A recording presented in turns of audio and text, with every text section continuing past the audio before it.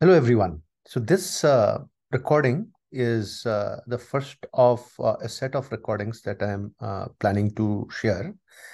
And the objective of this recording will be for us to learn Python from the basics to almost I'll say an expert level.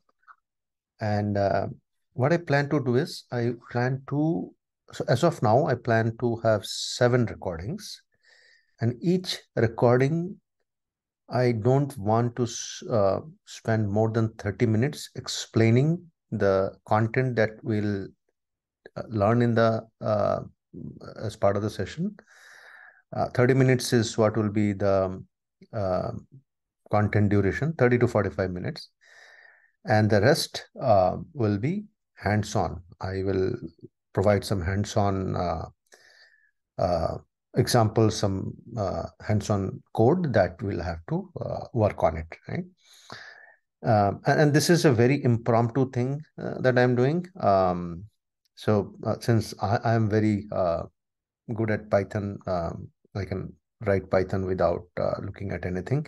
But for some cases, I might have to look for something, right? So it's not like I have a content prepared. I just have the structure that the structure of the course that I have planned, and this is why I've structured is like this. Like this is based on experience that if we know this 7 uh, topics that I have mentioned here, we should be very well be able to code a lot of things within Python.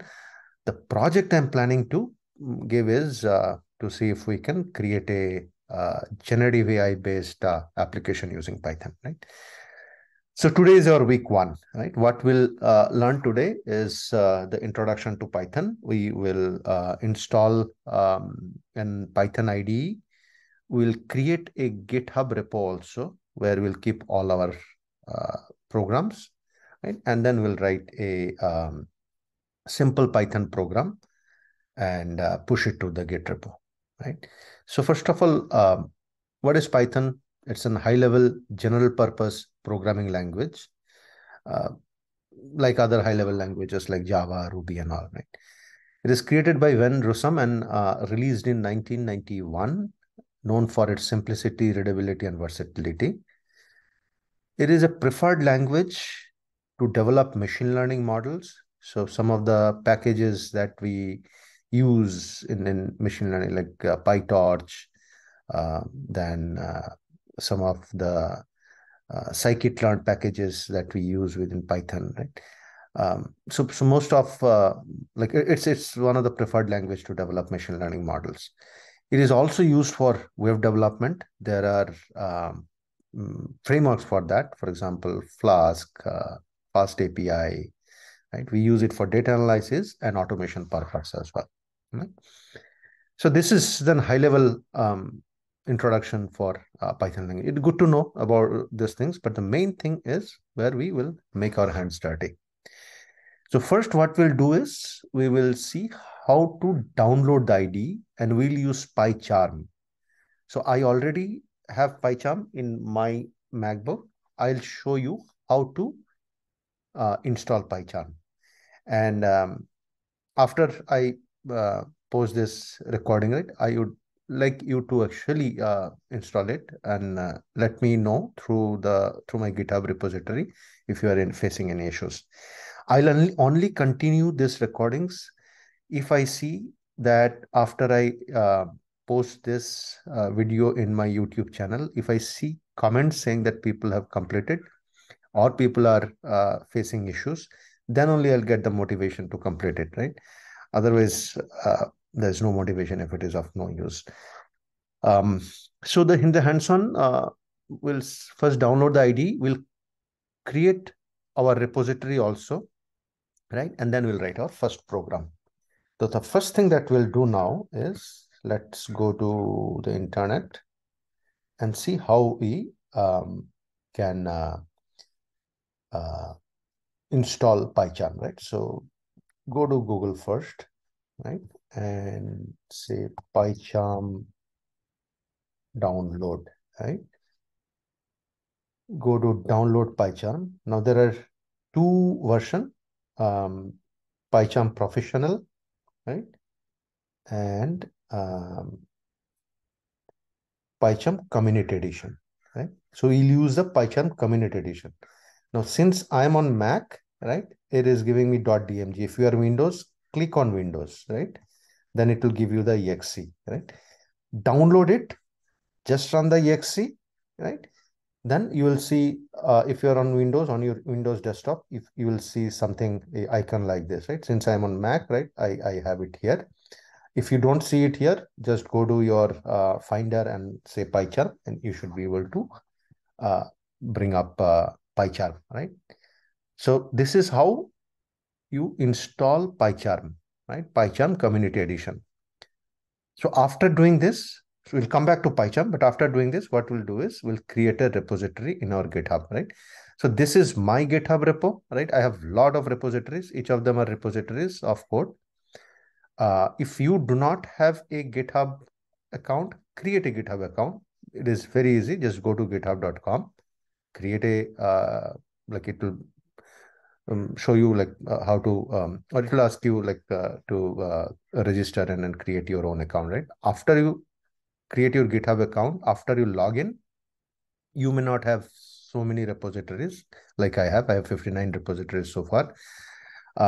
You might, like if you are starting new, you'll probably not see any repo here because that is what we are going to create now. So to create, right, click on the profile icon and say, so let me, your repository. So, okay. Once you in the repository, you say new repository, right? We'll create a new repository. Click on new. Here, we'll give the repository name. We'll say Python for beginners. I think I had the name wrong.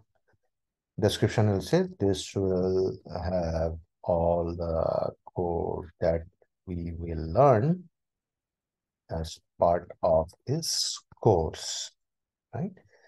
We'll make it public. I'll make it public so that you can take a look at it. We'll add a README file and we'll come to that, right? I'll explain what README file is. It's kind of a file where we say like what the code does, right? We'll add a git ignore. What git ignore is, once I clone this repo, and we'll see how to clone this repo once we create a certain set of code, right? If we do not want to push certain pieces or certain components in the GitHub repo, for example, if I have a configuration file where I have the password of a database, right? I probably would not push it to this repo because it is a public repo. So I'll add those as git ignore. So there are some common file patterns. If I say add git ignore for Python, those common file patterns will automatically be there in your .git ignore file, and we'll see how that file looks like. But if you want to add additional components that we do not want to push to GitHub, we can add to the .git ignore file.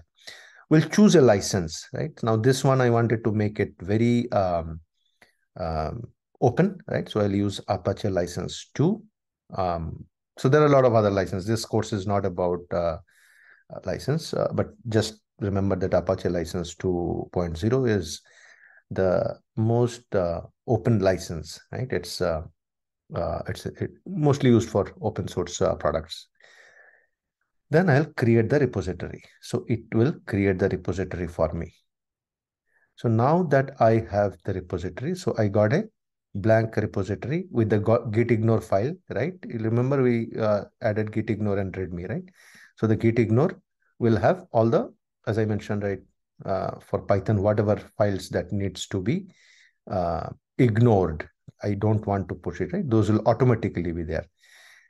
This one also, like when we git clone, we will uncomment it because we don't want the .id. So this is created by the ID. We don't want this also to be pushed to the GitHub, right? And the README file is where we can write about this project, about this repo, right? So it is in the GitHub right now. Now I'll have to clone it. I'll clone it in my local where I'll code, right, and then push it to the GitHub. For that, I need to install Git as well, right? So to install Git, again, go to google.com and say Git download, right? If you're in Windows, do it for Windows, right? You'll see free download here, right? Let's see, there are other places also. Let me see. I think this would be a better one. Yeah. So this git scm.com downloads, go there. If you're in Windows, click on Windows, download Git and install Git, right? Git CLI is what we need. Once you do this, right, then when you come to your, so let me close all these things. Let me open from the beginning, right? So if you open a terminal, now for you, if people are using Windows, it will be DOS, it will, your Windows DOS prompt, right? For me, it's a, Mac prompt, right? So here, first what I'll do is I'll create a folder for me, right? Where I'll git clone the um, repo that we created, right? I'll say make directory. Now for Windows, it will be different. You can go to Windows and just say new folder, right? But here I'll say make directory Python for beginners, right? I'll create that folder. I'll change directory CD to that folder. If you are again using Windows, you can directly go there, right? And now I'll do a git clone. So now I already installed Git. So if you see, I'll say git version, right? I already have Git installed. So you'll have to, for you, you'll have, if you do not have Git, install Git and then see if it is installed correctly by putting this command git version, right? You'll see the version name. I have 2.23. It's probably a little old. If you install, you may have a different version. Now I'm into the folder. I'll git clone it. So to git clone, let me go to my repository. This is the repository we created, right? So let me go to the repository. Here's the repository. If you see here, like there is something called code, click on it, copy this link, right? Here, copied, right? Now I will git clone.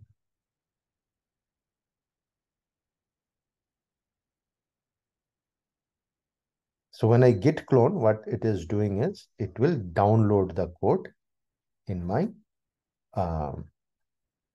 local repository. And I'm not going to create a new branch. And we'll talk about the Git branch probably in another session, but by default, it will be on my, if I do it, okay, so I'll have to, so I git cloned it, right? So it actually created, sorry, it is not Windows, right? So it actually Python from beginner. This is the folder it cloned for me, right? So I'll go within the folder, git status. I'm on my main branch, right? This is the branch, right? So we'll not create another branch. We'll talk about branching strategies later. We don't need to learn as part of this course. But now we'll code within this, and whatever after we code, we'll push it to this main branch, right? So now that we have the code, the git cloned here, we'll open PyCharm. And I am hoping that you have already installed PyCharm. Let me close my current PyCharm and we'll open it from the start, right? So that I can show you how it will look like, right? So now I have closed PyCharm, right? So let me reopen it. So I will click on PyCharm, right? PyCharm is opening. And what I will do now, I'll say open. I'll not say, since I already git cloned here, right? My folder should be there. So I'll say open, right? And this is what I have git cloned, right? Python for beginners. I click on this.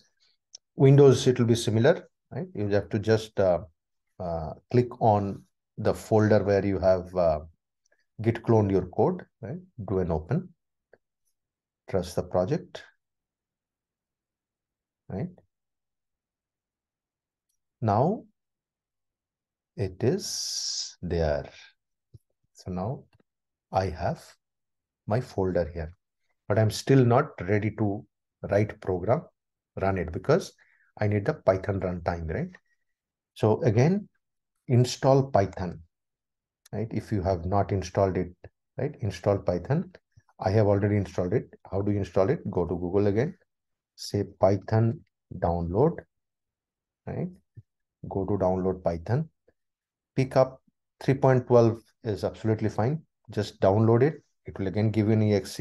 Click on it, run it, ensure that it is in your path, right? So after you download it, again, like you go to the terminal and say Python version, right? For example, it shows Python 3.9.7, but when I go to PyCharm, I like whatever download, right? We can actually choose that also. The ID should automatically identify what Python versions you have, right? But first of all, install Python, right? After installing Python, come back here, and now we'll set up the Python interpreter. Click on this. There are multiple ways we can go it, but I'm showing one way.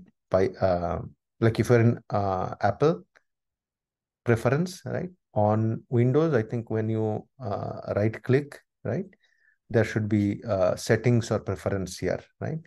And you can go to the settings from here as well, right? ID and project settings. So let me click here, right? So I will go to the preference. Now in the preference, you'll see a lot of things, but click on the project. Click on project, Python interpreter. This is where we are setting up the interpreter. That means we are telling where my Python is available, right? I'll add a local interpreter, right? So I have installed 3.10. So it is automatically detected it that this is where it is installed. Okay.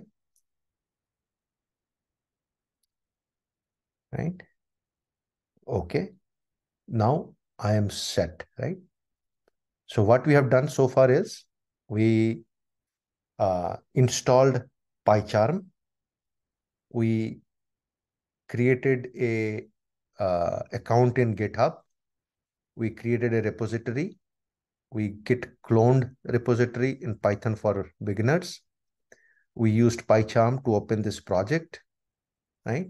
And we added the Python interpreter. So now we are ready to code for Python, right? So let's create, right click, and then let's create a Python file, right? And this will be our first hello world, right?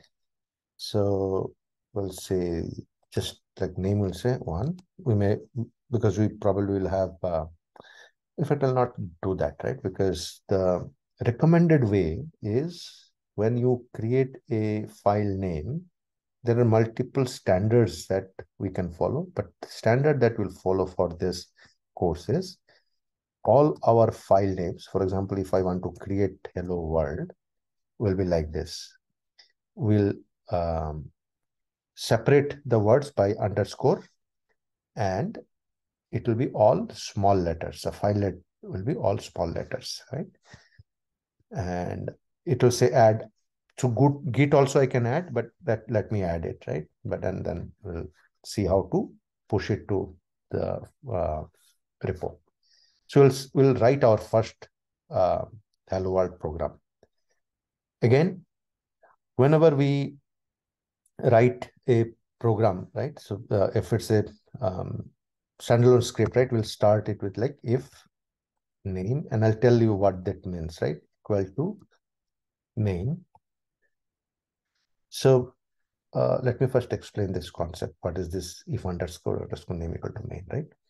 So when we write a program, Python program, either we can run it standalone as a Python script, or we can import that script into another Python script and execute it from there. We'll talk about importing packages and all in a separate discussion. You don't need to know what import means.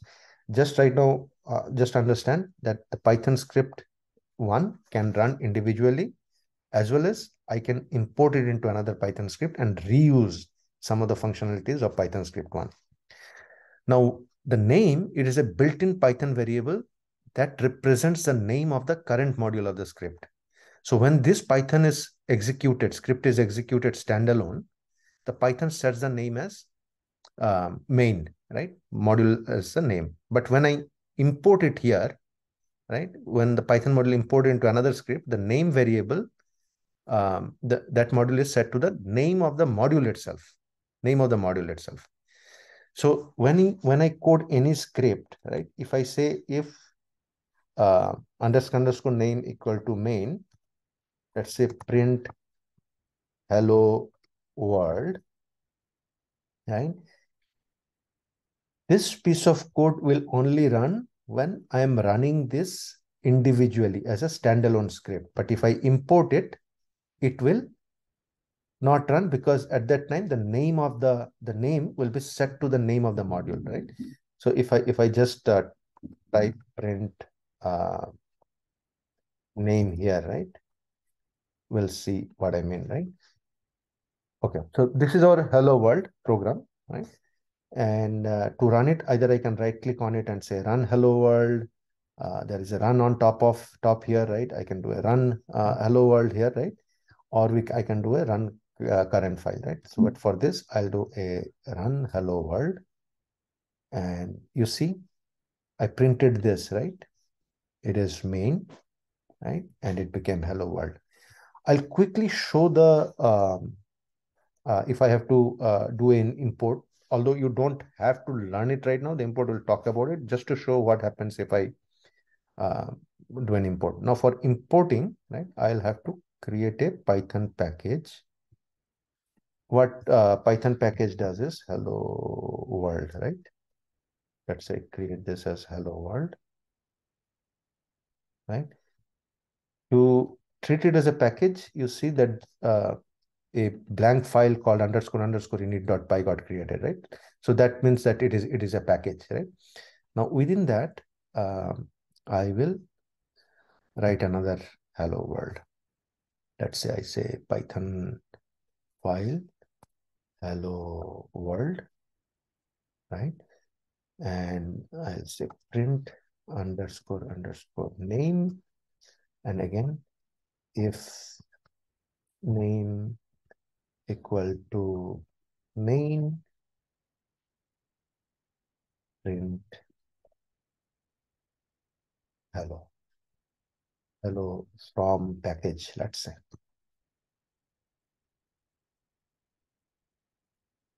Okay. Now, if I want to use this hello world, so for that, let me create another file, Python file called, let's say, hello world. We already have one, right? I'll say 01, right? But now what I'll do is I'll say that I want to import this, right? So I will, okay. So this one I'll write it in a little bit different way. I'll create a function. I'll say def print hello world, right? And then I'll say print hello world from package, right? And in here, I'll call the print hello world, right? Now, this is standalone. Like if I run it from here, you'll see that the name is again main hello world from package, right? But let me call this function from this program now. I'll have to import it. If I hover it, it will say where to import it from, right? This is where I'm importing, right? From hello world, dot hello world, right? Within that, I'm importing this.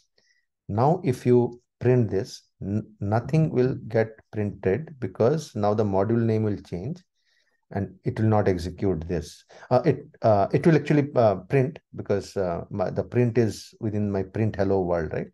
But if I, let's say print I am from main, when I run it individually, as an individual script, you'll see that it does I am from main, hello world from package. I am from main comes from here, and this print hello world comes from this, right? But if I run it from here, you'll see the package name change, like the name changes to hello world.hello world, and the only thing that printed is hello world from package, right? So since the name is not main now, the name is the name of the module, which is hello world dot hello world, right? Hello world dot hello world. That's a module name. So it did not print this, but I called this function, right? And it executed that, right? So this is what this is our first hello world program, right? And we'll call it a day for the hands-on part. But now, before we close this, right? Now that we have created this program, how do I push it back to my Git, right? So this is where I'll go now. I'll say Git status, right? It will show me that these are the files that I have changed, right? Okay, but before I do that, need to do one more thing, right? In the git ignore, I'll uncomment this because I don't want, because by default, like this folder has been created. If you go to a folder, you'll see that this has been created. I don't want to push it to git repo. So git status, right, shows, see, this was there, right? So now if I do a git status, it is gone, right? So that means it will not push it. But now to push to the Git repo that I have created, right? First I'll have to add this file. So I can do an add all these individual files one by one like this, right? Then space the next file. But if I'm sure that I need to add all of them, I'll say add dot, right? It has been added. Now I'll do a commit, right? Minus, I'll say initial commit, right? And finally, when I say git push, it will push to the repository, but now it will ask for me my user ID, right? And password. I'm not going to show my password to you, but how do you create? So it is not actually the GitHub password. You'll have to create a token, right? So to create a token, you go to your GitHub account, and in the GitHub account, there should be, I also did not do it for a long time. I forgot how, which was that settings, right? Let me, let's find out settings. And then there is a developer section. Where was that? Okay. Application security log. Okay. Let me go again here. It may be within the repository. Let's see. Okay, if I open the repo and then go to the, no, not this one. Repositories, project organization, sponsor, feature preview, settings. There should be a place where we can create that. Security, let's see, not this one. Okay, why do I create the password and authentication? Let's see this. No, this is the password and authentication part. Sessions, not the sessions. SSH and GPT keys, not the SSH keys. Count. Where did I go to create the? Okay, let me find out again. So this sponsored task, your profile. Settings, I think it was in settings. Okay. Profile setting, GitHub developer program. Okay, we'll do quick thing. When we cannot find it, we'll Google it, right? So we'll say how to create a token for GitHub, right? To create a personal access token. This is what we need, right? So to get this, we will developer settings, right? So there should be a developer settings, GitHub profile. Go to GitHub profile. There should be developer settings somewhere. Where is it? Developer settings. If I go to my profile, do I get the developer settings here? No. Where is the developer setting?